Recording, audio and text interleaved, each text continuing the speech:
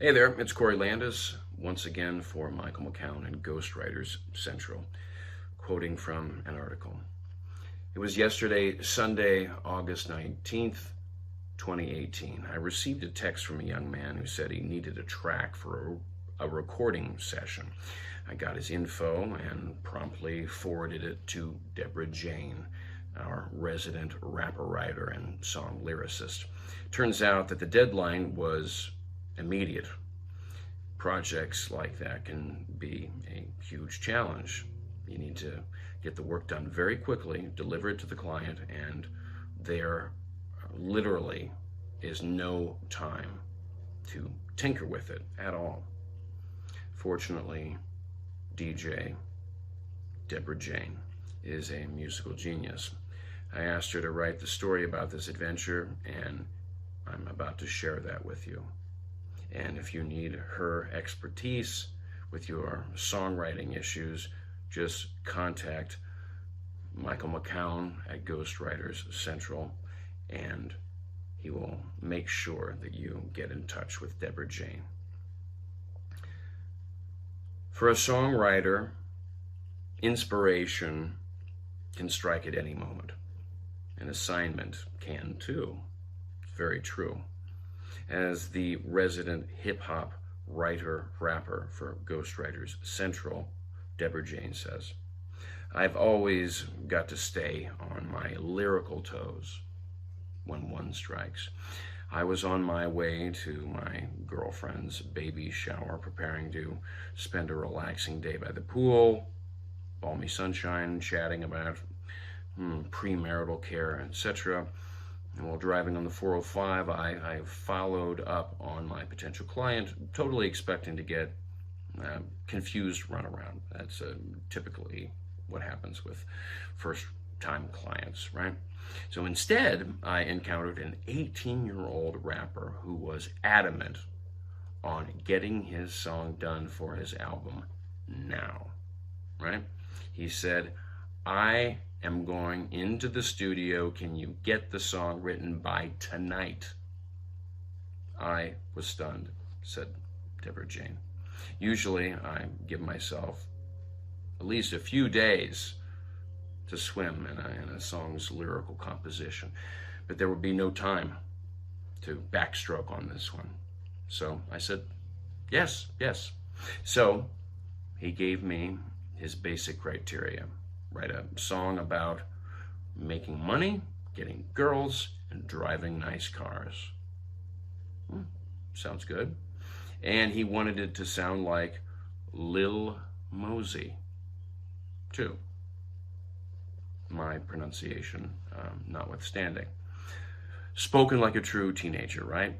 Now, these are not topics that I, Deborah Jane says, usually write or rap about. One can understand that, yeah? Being a grown-ass woman in her 30s, even as a rapper myself, I'm more on the Lauryn Hill tip than Lil Anybody mumble rap tip, right? But a great songwriter can get inside the head of anyone that they are writing for. So here goes. So as guests partied at the baby shower, I asked my friend for a pen, some computer paper, and excused myself from the party, right? Walked to the pool by myself. I lifted my hands to heaven and I started praying as I walked around the pool. I truly believe God is the author of all songs. So I asked him to give me the song, as materialistic as it might sound, and I opened myself to receive.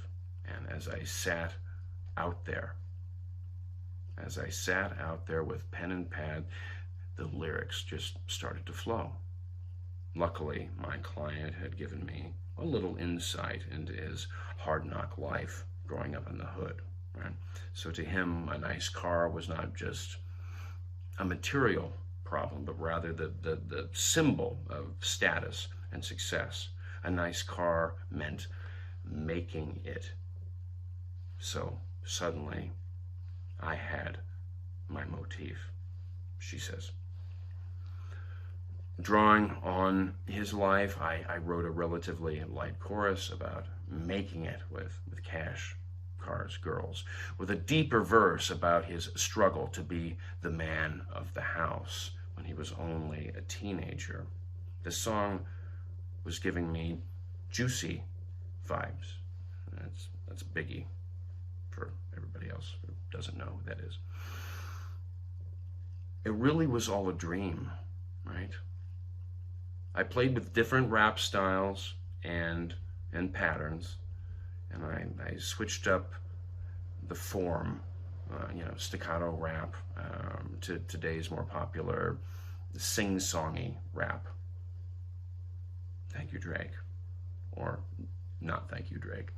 Meanwhile, as I wrote, a text kept coming in from my client. Is the song done yet? Is the song done yet? Is the song done yet? Now, I knew much about recording costs, so I imagine him waiting seriously, by the mile, by the mic, just waiting there.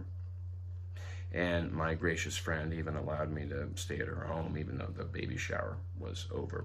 Pressure mounting, I backed down and I buckled up. I juggled lyrics, paperwork, and I recorded a version of myself rapping it myself in the bathroom.